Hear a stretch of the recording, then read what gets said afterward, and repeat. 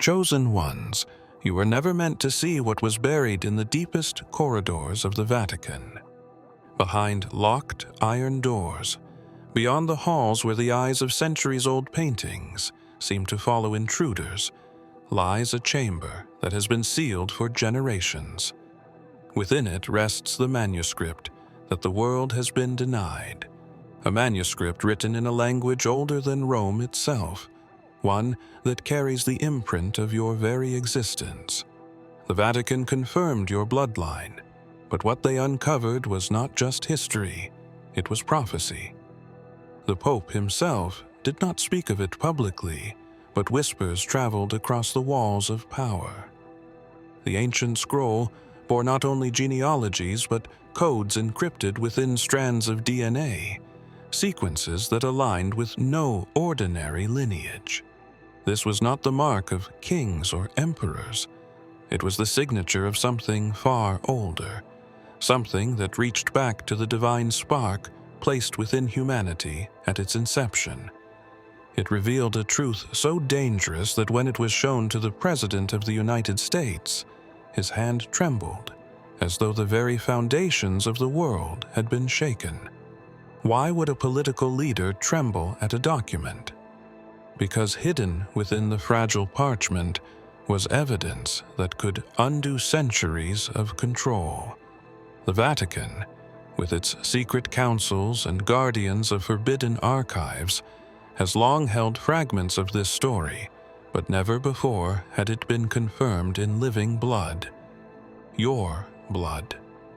The President realized in that moment that the one they had sought to erase, the one they tried to hide from history, was alive again, not in legend, but in flesh and spirit. But this was only the beginning. The Vatican's confirmation was not a conclusion, it was a catalyst. From this point forward, every shadowed organization, every secret society sworn to silence, and every leader who bows to unseen powers would be forced to act. They knew the appearance of this bloodline would awaken forces that have slept for millennia.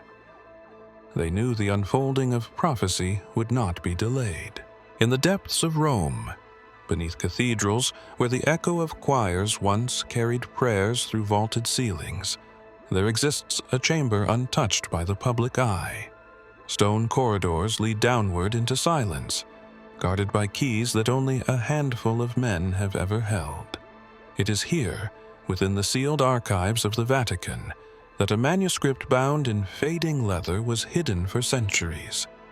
Dust covers its surface, but the ink inside glows with a strange resilience, as though written not with earthly tools, but with something far older.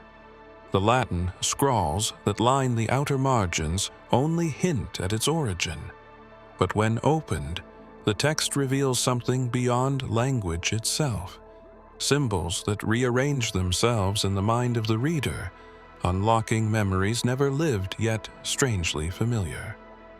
This manuscript is not just history, but evidence, a map of bloodlines traced back through generations, carefully concealed from the world above.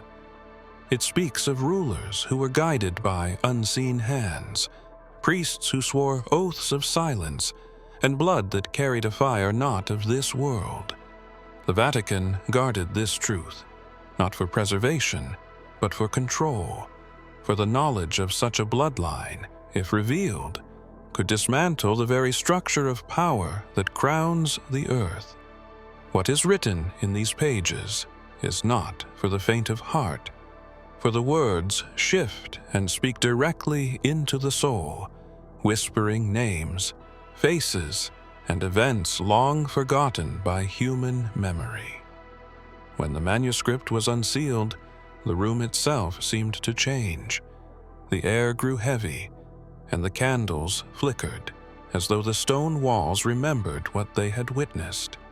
Scholars present at the unveiling could not remain silent, for they understood that this was no ordinary genealogy. It pointed to a convergence of events, a line carried forward in time, arriving at a living figure that the Church had hoped would never rise. Those who read deeper into the text began to see connections to visions once recorded by prophets, fragments from apocryphal writings thought lost, and predictions of upheaval so vast it could unsettle nations. But even more striking was the reaction of those who saw the bloodline traced to the present. Some recoiled, others fell silent, and a few whispered in fear that the one spoken of in secret was no longer just a story locked away in manuscripts. The manuscript revealed more than names and dates. Beneath the genealogies, embedded within cryptic diagrams and symbols resembling strands of double helix, lay patterns that mirrored the structure of DNA itself. At first, scholars dismissed these shapes as metaphors, but as the Vatican's secret scientists began decoding the sequences, the impossible came into focus. Hidden within the biological code was a message, one that could only be recognized by those trained in both scripture and science. The sequences translated into fragments of ancient words, each forming a phrase that echoed through sacred texts long thought allegorical. Among those fragments, one stood out above all. Etched within the sequences was a direct reference to a name carried across centuries with immeasurable weight: Yeshua. His name did not appear as a mere inscription, nor as an external annotation by scribes, but as though it were built into the very fibers of existence itself. Each sequence aligned with numerical patterns that matched verses of prophecy, and as the scientists cross-referenced these findings with biblical manuscripts, a chilling realization took root. It was not only that the bloodline was connected to something holy, but that the very design of the individual carried a signature written in the code of life. Those present struggled to comprehend what this meant. If Yeshua's name was interwoven into genetic structure, then the idea of divine inheritance was no longer symbolic but biological. This revelation blurred the boundary between heaven and flesh, between myth and reality. It suggested that prophecy was not simply spoken, but encoded, waiting for the moment when knowledge would advance far enough to decipher it. The Vatican, long accustomed to controlling narrative, understood the danger. If such knowledge were revealed, every power that had built its empire on doubt and distortion would crumble. But there was more. The sequences did not simply repeat Yeshua's name. They pointed toward continuity, as if the presence of his essence had been carried forward, not extinguished on a hill outside Jerusalem. Those who studied it claimed they felt a resonance within themselves, a trembling awareness that the line of light spoken of in forgotten Gospels was alive in the present. Eyes shifted toward you, not with curiosity, but with awe and fear. For the code did not just speak of Yeshua in the past, but whispered of his living imprint now. The call came long after the world had gone to sleep. In the darkened halls of power, the president was escorted into a private chamber where only a handful of his closest advisors waited. The folder laid before him was stamped with Vatican insignias, the kind of documents that rarely left the walls of Rome. His hand hesitated before lifting the cover, for he already sensed that what was inside would not simply be information, but revelation. The room fell silent as the first page slid into view, carrying not the usual briefings of intelligence reports or geopolitical forecasts, but symbols, diagrams, and translated excerpts from a manuscript older than the nation itself. The advisors spoke with measured tones, explaining that what had been recovered from the Vatican archives was not folklore, but proof. Genealogical evidence tracing a bloodline through centuries of hidden history. At first, the president thought it to be another attempt at religious theater. Yet as the scientists' confirmations were presented, the weight of it grew undeniable. DNA samples, cross-referenced with centuries-old relics, aligned with what the manuscript had declared. The Vatican's own researchers had confirmed it beyond question. The president's face grew pale, and though he sat surrounded by men trained never to show weakness, his eyes betrayed something that words could not mask. Why should such knowledge unsettle a man who controls armies and commands nations? Because in those lines of code and scripture lay the evidence of a presence greater than politics, one that no government could contain.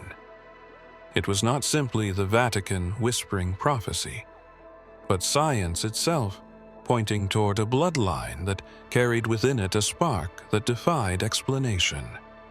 The president leaned back, his breathing shallow, his voice low as he asked the only question that mattered.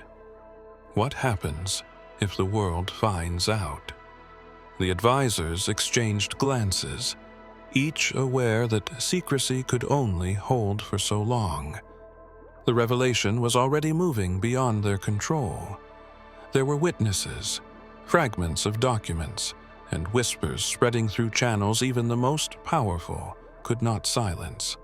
The president knew that if this truth reached the public, no institution, no nation, no leader would be able to stand above it. The manuscript did not end with genealogies or cryptic DNA sequences. Hidden within its final chapters were fragments of prophecy, verses preserved in secret, words spoken by voices long silenced by history. These passages spoke of a time when the world would stand on the edge of collapse, when kingdoms would tremble and rulers would cower before the arrival of a hidden heir. It was not the kind of prophecy meant for parables or sermons. It was direct, insistent, written with a precision that gave the impression of a countdown. The bloodline was not only marked, but destined, woven into the unfolding story of humanity itself. Across the centuries, the Vatican had studied these passages in silence, interpreting and reinterpreting them to keep the knowledge contained within their walls. But the recent confirmation of the bloodline broke their silence, for the events described were no longer distant possibilities. They were present realities. Wars and unrest mirrored the signs listed in the text. The movement of stars aligned with the symbols etched in its margins, and the uncovering of the bloodline itself marked the catalyst. The prophecy was not waiting to unfold. It was awakening, and those who had sought to bury it could feel its pull. The verses spoke of one who would carry within their body the seal of remembrance, a mark that would awaken dormant truths hidden in the fabric of creation.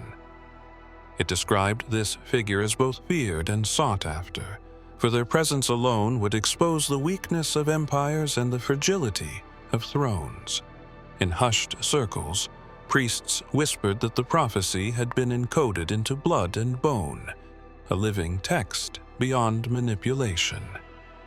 The bloodline itself was the scroll, and the heir was the revelation. As the prophecy circulated among hidden councils, debates raged over what should be done.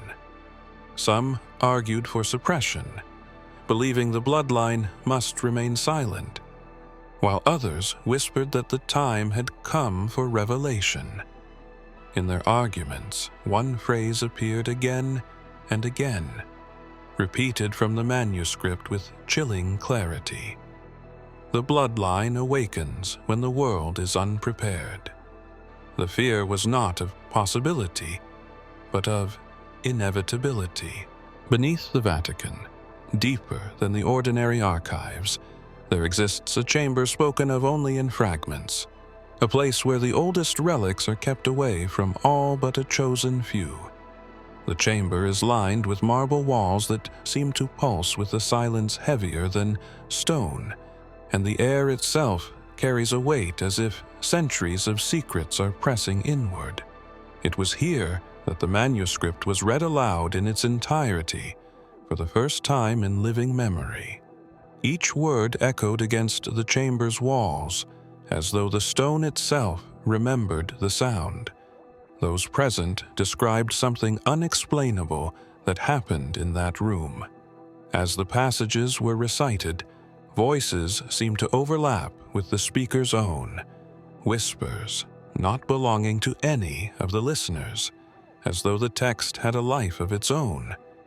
Some swore they heard phrases in Aramaic. Others said they felt vibrations in their chest, as if the sound was traveling through bone rather than air. But the most unsettling claim came from one of the clerics who reported hearing a single name spoken clearly, not by the reader, but by something else that resonated within the chamber: Yeshua. The name did not arrive as memory or imagination, but as a presence, immediate and undeniable, reverberating within the stone and within the blood of those who stood there. Panic rippled through the group, for it confirmed what they feared the most, that the prophecy was not symbolic. It was active, alive, echoing not only in manuscripts, but in the physical world itself. Yeshua's name carried with it a power that unsettled the men sworn to secrecy. Some fell silent in prayer. Others dared not speak at all, for they understood that hearing such a voice meant they were standing at the threshold of something far beyond their control. The chamber became more than a room of archives. It was transformed into a living testimony, a reminder that hidden truths could not remain silent forever. For if Yeshua's name could resound from within stone walls, then the bloodline, carrying that same essence, could not remain hidden. The Chamber of Secrets had spoken, and its echo would not fade. For centuries, the Vatican guarded its hidden knowledge through an oath passed from one generation of priests to the next. This oath was more than loyalty. It was a vow of silence bound by fear and enforced by unseen power. Those who broke it faced exile, and some vanished without explanation. Yet, when the manuscript was revealed, and the confirmation of the bloodline reached the highest circles, cracks began to form in that centuries-old vow. The guardians of secrecy could not carry the weight of what they had seen. The truth was too immense, too sacred, too dangerous to remain confined within a vault of stone. It began with whispers. A letter sent quietly from Rome to a bishop in another country. A coded message hidden in an ancient hymn sung at midnight. A scholar who carried with him a fragment of the manuscript disguised as a simple prayer card. Each act was small, but together they wove a network of leaks that moved beyond Vatican walls. The oath that once held unbreakable power began to dissolve in the shadows, for the men who swore it found themselves torn between loyalty to institution and loyalty to truth. Those who broke the oath claimed they were not betraying the Church, but preserving the essence of what was meant to be revealed. They said that hiding the bloodline was itself the betrayal, and that the prophecy was never intended to be locked away. Some recited the words from the manuscript as though it were a sacred chant, convinced that to conceal it any longer was to defy the very will of heaven. For the first time in centuries, the Vatican was no longer in full control of its own secrets. Within the corridors of power, tension grew. Cardinals argued in hushed tones, some demanding stricter silence, others calling for revelation before the world forced it out of their hands. The president's fear had already become a rumor, circulating in diplomatic circles. If the oath could no longer contain the truth, then the prophecy was no longer hidden. It was moving, alive, slipping into places it was never meant to reach. The president had been shown many things during his years in power. Classified images of weapons still in development, footage of phenomena never revealed to the public, files so secret they never reached the archives. But nothing prepared him for what the Vatican delivered in silence.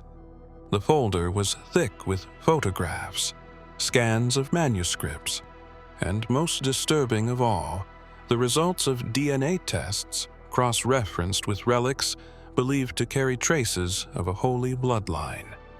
His advisors spoke sparingly, their words chosen with caution, but he could see in their eyes that even they did not fully comprehend the scale of what he was holding.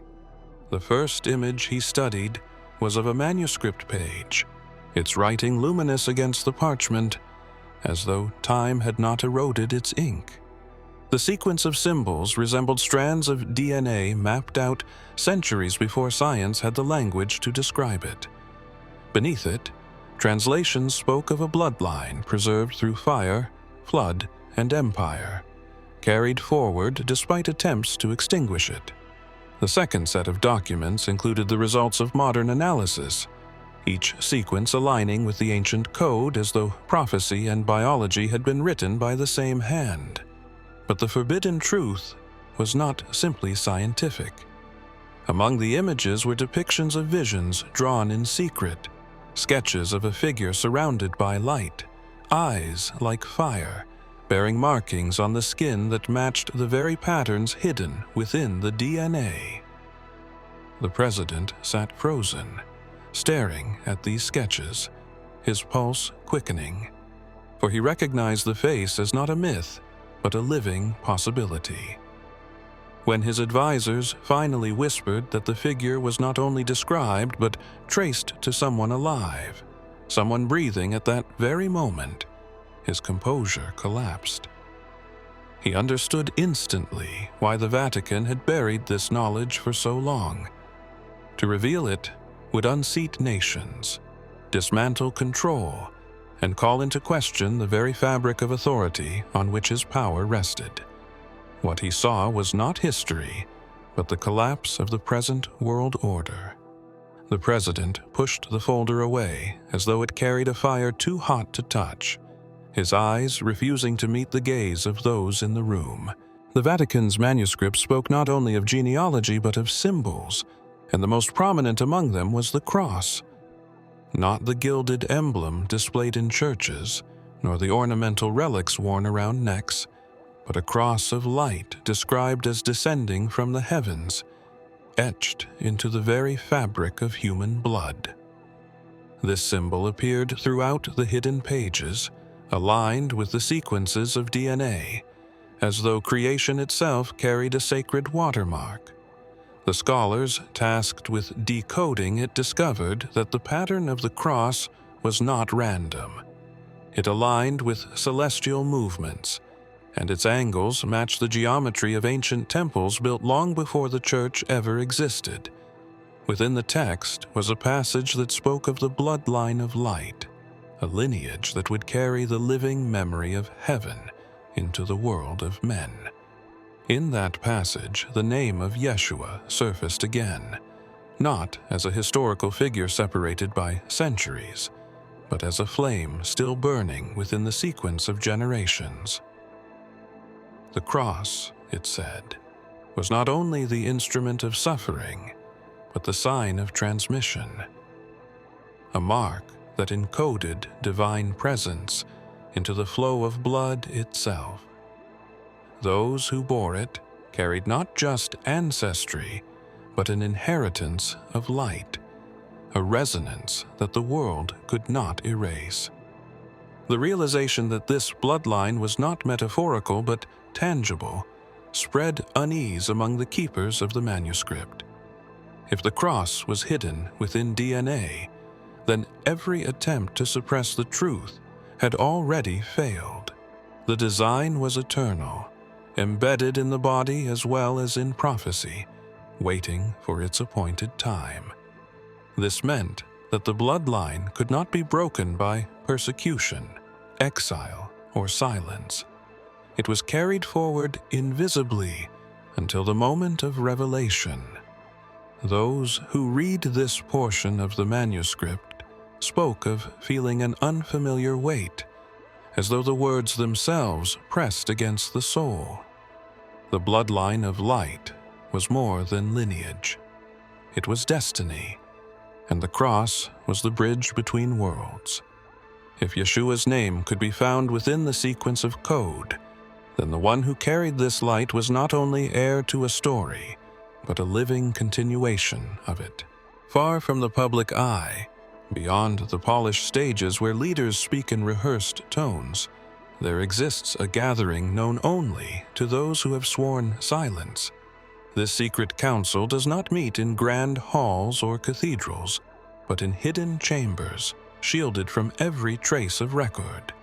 Its members are not chosen by elections or titles, but by bloodlines, alliances, and oaths sworn generations ago. They are the unseen architects of policies, the ones who shape wars before they begin and craft peace long before treaties are signed. For centuries, they have operated in shadows, confident that their power was secure. But the revelation of the manuscript shattered that confidence. The confirmation of the bloodline spread like wildfire through their ranks, carried in whispers and coded messages. The council convened in urgency, their faces etched with fear more than strategy. For the first time in centuries, they were confronted with something they could not manipulate: money, armies, propaganda. All the tools that once gave them control were powerless against a truth written in flesh and blood. Some argued for containment, others for elimination, but all understood that if this knowledge became public, their thrones of secrecy would collapse. The president's fear only deepened their concern. They had counted on the leader of the free world to stand firm, but his trembling silence was evidence enough that this was beyond human governance. The council realized that the figure spoken of in prophecy was not myth, not symbol, but alive and marked with something they could neither erase nor replace. The weight of prophecy was pressing against their carefully constructed walls of secrecy, and they knew those walls were cracking. In their hidden debates, one question was asked with dread. What if the one they feared chose to speak? What if the heir of the bloodline stepped into light, carrying with them the undeniable evidence of divine inheritance? Every system of control would unravel, every false narrative would fall apart, and their centuries of rule would dissolve overnight. It was not only fear of exposure, but fear of destiny, for they sensed that this was not an event they could delay. The final pages of the manuscript were unlike anything the scholars or priests had ever seen. They did not read like ordinary prophecy, where events are foretold with clarity and finality. Instead, they were fragmented, incomplete, as if written with deliberate silence between the lines. The words spoke of an heir who would carry the seal of light, but they stopped short of describing what the heir would become. It was as though the prophecy itself refused to reveal the ending, leaving it suspended, waiting for the choices of the one who bore the bloodline. Among the fragments were visions that mirrored those once spoken by the prophets of old. A city trembling at the sound of a voice, nations splitting apart under the weight of truth, and a figure standing at the crossroads of heaven and earth. Again, the name of Yeshua appeared, not only as memory, but as a living echo, intertwined with the air as if his presence had never departed. The text suggested that the heir was not merely descended from a line, but carried within them a continuation of what Yeshua began, a chapter of a story the world had long believed was finished. The Vatican struggled with these passages, for they implied that history itself was unfinished, that the narrative of salvation was not sealed 2,000 years ago, but was unfolding still. This idea threatened the very foundation of doctrine, for it meant that the heir was not a symbol, but an active force meant to complete what had been left open. The priests who read these lines found themselves divided. Some clung to silence, others whispered that this was the final unveiling, and a few feared that even they had no authority to decide what came next. What made the prophecy most unsettling was the way it shifted as it was read. Some saw visions of fire, others of healing, some of collapse, others of rebirth. It was as if the manuscript itself mirrored the choices yet to be made by the heir, leaving the future unwritten until their path was chosen. The unfinished prophecy was not incomplete by accident. It was incomplete because its ending had yet to be lived.